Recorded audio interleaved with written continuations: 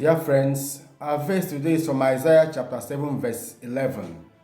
The Lord spoke to Ahaz, "Ask the Lord your God for a sign. Let it be deep as Sheol or high as heaven." But Ahaz said, "I will not ask, and I will not put the Lord to the test." The background of this verse is the political situation of Israel before the exile in Babylon. The story begins from Isaiah 7 verse 1, but the bigger picture is captured in 2 Kings 16, 1-9. The Assyrian Empire was a superpower in the ancient Near East, encroaching and dominating other nations. So the king of Syria and the king of Israel, that's the northern kingdom, appealed to Ahaz, the king of Judah, that is the southern kingdom of Israel, that they might form a coalition against Assyria. But Ahaz refused. So they decided to dethrone him and impose a king who would unite with them. Instead of changing his mind, Ahaz appealed to Assyria for help. So God sent the prophet Isaiah to Ahaz to warn him of the consequences of his decision and the need to appeal to God instead of Assyria. And this is what we have in our verse today. The prophet challenges him to ask God for a sign, which means he should seek evidence of trust in God, which is reliable, but he refused. His refusal looks like a sign of piety and respect for God, but it is not.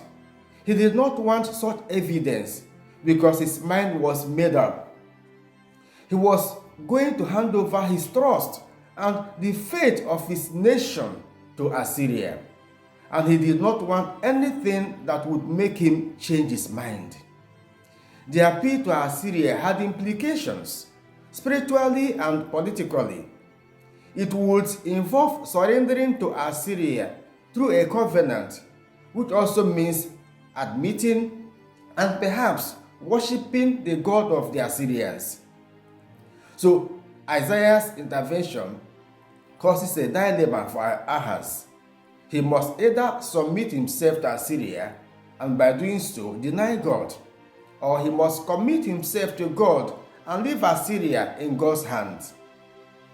This same scenario also plays out in our time and among us today.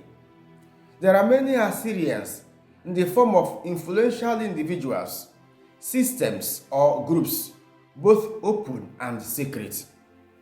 Many people are afraid. They are not ready to form a coalition of oppressed people to resist these powerful elements and oppressive structures. And they are not willing to rely on God, the mighty man in battle, for strength. Unfortunately, they are entering covenants with the same powerful elements, the Assyrians of our generation, who are enemies in disguise.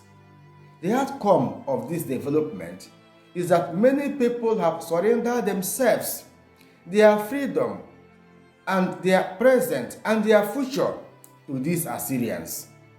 As part of this enslavement, they also worship the gods of these Assyrians and uphold their ideologies. This scenario is obtainable in many sectors of the society: politics, business, the music industry, the state, and regrettably, even the church. The prophet Isaiah challenges us as he did to King Ahaz when he says, "If you do not stand firm in faith, you shall not stand at all." Isaiah 7 verse 9.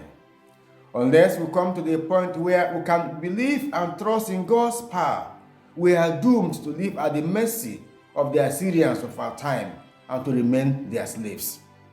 When we cannot trust God and rely on Him, we are deceived into trusting our worst enemies. And so, as you stand firm in faith, may God protect and liberate you from the Assyrians and enemies of your progress. Amen. God bless you. Have a nice day.